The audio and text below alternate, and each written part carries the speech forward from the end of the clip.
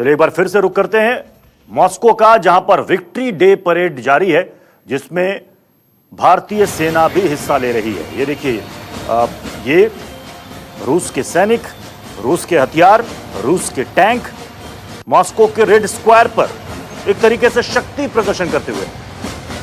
हमारे देश में 26 जनवरी को जो गणतंत्र दिवस परेड होता है, जिसमें सेना के शौर्य शक्ति का प्रदर्शन किया जाता है, लगभग वही चीज, वही तस्वीर इस वक्त रूस में इसलिए मनाया जाता है। 1945 सेकेंड वर्ल्ड वॉर में नाजी जर्मनी के खिलाफ जीत के जश्न के तौर पर हर साल ये मनाया जाता है। मई में से होना था, लेकिन कोरोना संकट की वजह से अब ये जून में हो रहा है।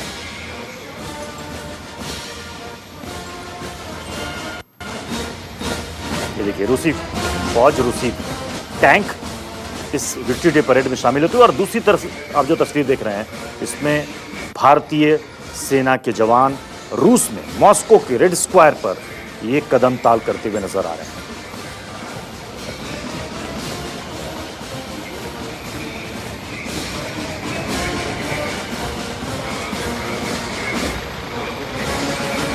देश के रक्षा मंत्री राजनाथ सिंह इस विक्ट्री डे परेड में शामिल हैं।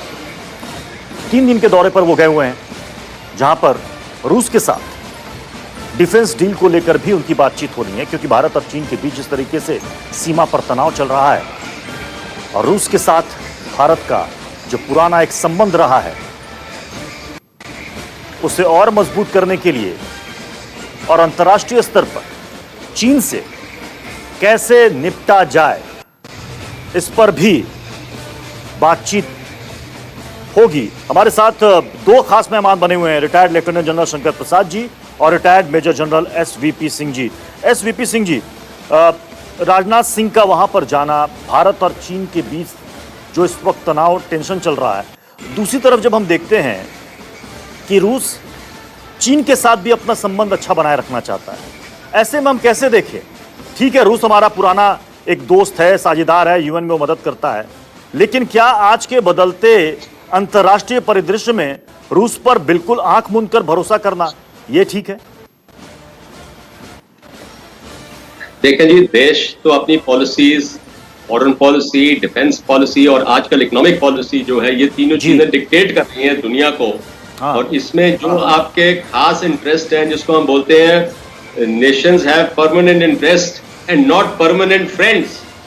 आपको मैं याद दिलाऊं कि 1960 में जब रूस और चीन बहुत नजदीक थे, उस समय कम्युनिज्म बहुत अलाइव थी, उस समय ब्रदर चाइना था, रूस ने किया था फ्रेंड इंडिया। बट आने वाले समय में उनका भी बॉर्डर प्रॉब्लम हुआ, चाइना के साथ मुखभेड़ लड़ाई हुई थी, और रशिया, रूस हमारा एक सबसे मजबूत भरोसेदार देश रहा है ना। वहां पे अगर रूस के भी रक्षा मंत्री हाल प्रेजेंट है और हमारे रक्षा मंत्री, इसके ऊपर हमारे पर कोई असर नहीं होना चाहिए, क्योंकि हम दोनों, रूस और भारत, एक अपने इंटरेस्ट को आगे बढ़ाएंगे। और मैं समझता हूं कि इसी सबसे ज्यादा हमारी जो रूस के साथ रिश्ता है वो आर्मामेंट, डिफेंस का है। मैंने पहले भी जिक्र किया था आपसे, और मैंने आपको बताया था कि जो लेटेस्ट S-400 मिसाइल्स और एयरक्राफ्ट MiG-29 Su-30 है, पर गोवा में एक मीटिंग होनी थी, आई थिंक पिछले महीने, और कोविड करके नहीं हो सकी। उसमें रशिया ने हमें 400 T-90 टैंक्स का भी ऑफर दिया हुआ है। आपको मैं ये बताना चाहता हूं, देशवासियों को भी बताना चाहता हूं, कि इस समय हमारी जो 3500 मेन बैटल टैंक की तादाद है हमारे पास, उसमें सिवाय अर्जुन टैंक के सारी रशियन टैंक्स है हमारे पास, T-72 और T-90, और ये हमारे पास करीबन 1000 का मतलब इस समय है ये T-90 का टैंक। तो रशिया हमारा एक साथ देगा। मैंने ये भी जिक्र किया था कि रशिया को अपनी इकोनॉमिक कंपल्शन है।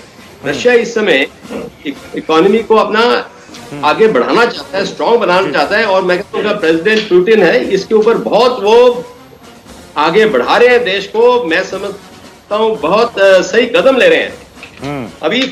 इसलिए हमारे लिए बहुत जरूरी है कि रूस को हम अपनाएं, क्योंकि वो ट्रस्टवर्दी है। हाँ जी। वो और रूस ये भी जानता है कि चाइना, ये जो चीन देश है, ये ट्रस्टवर्दी जी नहीं है जी। शंकर प्रसाद जी, शंकर प्रसाद जी, किसी के ऊपर, शंकर प्रसाद जी, रूस के साथ डिफेंस को लेकर, डिफेंस डील को लेकर हमारा एक संबंध है खास किस्म का। अगर हम देखें इंडो पैसिफिक को लेकर जो स्ट्रेटेजी है उसमें चीन और रूस ज्यादा करीब हैं आपस में। क्या भारत इस बात को रखेगा रूस के सामने कि साहब देखिए लद्दाख में ये जो चीन कर रहा है उसे आप जरा समझाएं कि कंट्रोल में रहो, शांति से रहो।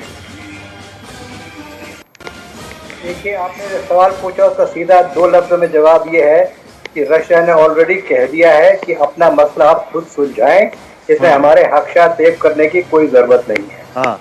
ये बात मैं दोबारा दोहराऊंगा कि देखिए, इस समय रशिया का एक ही इंटरेस्ट है और हमेशा पहले भी था, आज भी है और कल भी रहेगा, कि वो अपने हथियार बेचता रहे। हाँ। वो हथियार बेचना चाहेगा चाइना को, हथियार बेचना चाहेगा हमको, और जहां भी बेच सकेंगे वहां बेचेगा। इसमें बड़ा उनका मुनाफा होता है, बड़ी इंडस्ट्री में उसमें बढ़ोतरी होती है।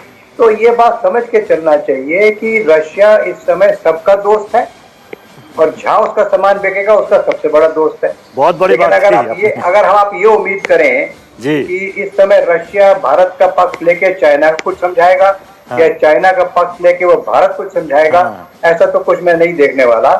और उन्होंने साफ कर भी दिया है, जो कल RIC की वर्चुअल मीटिंग हुई है जिसमें हमारे विदेश मंत्री और चाइना के और रशिया के रहे हैं, उन्होंने यहाँ कह दिया कि ये आपसी इन दोनों का मसला है, इनके पास मैकेनिज्म है इसको रिजॉल्व करने के लिए, और ये आपस में रिजॉल्व करेंगे, इसमें हमारे हस्तक्षेप करने की कोई जरूरत नहीं है। तो हमें अपना सामान तैयार करना है। आप एक छोटे से देश की मिसाल दीजिए ना, एक छोटा सा देश है इजराइल। हाँ। वो किसी की इस वक्त परवाह नहीं करता, उसने अपनी डिफेंस इंडस्ट्री पूरी बना रखी है, वो एब्सोल्युटली सेल्फ सफिशिएंट है और वो किसी भी जो थ्रेट आती है उससे लड़ने के काबिल है। तो उसको इस समय कोई और प्रॉब्लम नहीं है। अब वो क्या करता क्या है, अपनी इकोनॉमी को बढ़ाने के लिए आधुनिक हथियार बना रहा है, हाई टेक्नोलॉजी इक्विपमेंट बनाता है और उसको फिर अपने वर्ल्ड में बेचने की कोशिश करता है, उससे इकोनॉमिक डेवलपमेंट होती है। तो जैसे मैं पहले सेगमेंट में भी कहा था मैंने आपसे कि आर्मामेंट इंडस्ट्री में मार्जिन ऑफ प्रॉफिट बहुत गजब का होता है, जो और किसी इंडस्ट्री में नहीं होता, क्योंकि इसमें R&D की कीमत बहुत लगती है। और जिस कंट्री में आर्मामेंट्स की इंडस्ट्री एक मॉडर्नाइज हो जाए तो उसमें फिर आप देखिए कितना देश का फायदा हो सकता है इकोनॉमिकली। जी।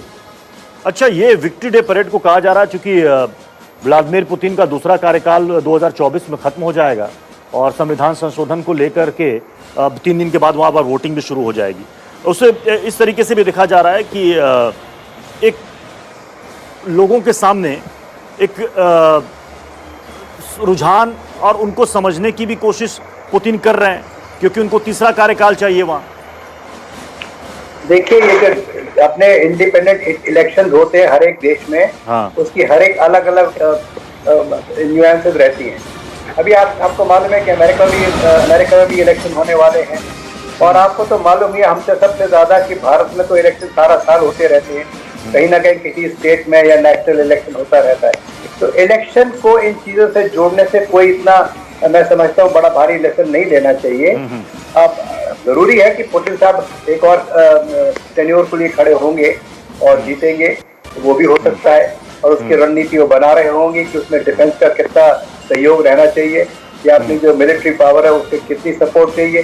तो ये सब बातें तो अपने देश में अलग अलग निर्भर करती हैं। अब आपको भारत का एग्जाम्पल लीजिए ना, हर कुछ समय के बाद कहीं ना कहीं इलेक्शन होता है, और इलेक्शन की वजह से पूरा देश की पॉलिटिक्स एक दिशा में चल पड़ती है, और पॉलिटिक्स टेक्स नंबर 1 पोजीशन। वही सब जगह वर्ल्ड में वही हाल है। अब देखिए आप कल ट्रम्प साहब ने क्या स्टेटमेंट दिए हैं, उसका क्या इफेक्ट पड़ता है उनके इलेक्शन के ऊपर।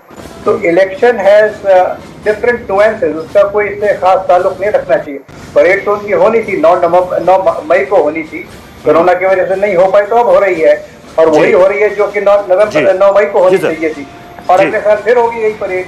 तो इसमें ऐसी कोई मैं बड़ी भारी चीज नहीं देखता। जी सर, आप बने रहे हमारे साथ। एक इन्हीं तस्वीरों के साथ एक बहुत ही छोटे से ब्रेक के लिए मैं यहाँ पर रुक रहा हूँ। ब्रेक के बाद जल्द लौटेंगे। आप देखते रहिए News 24।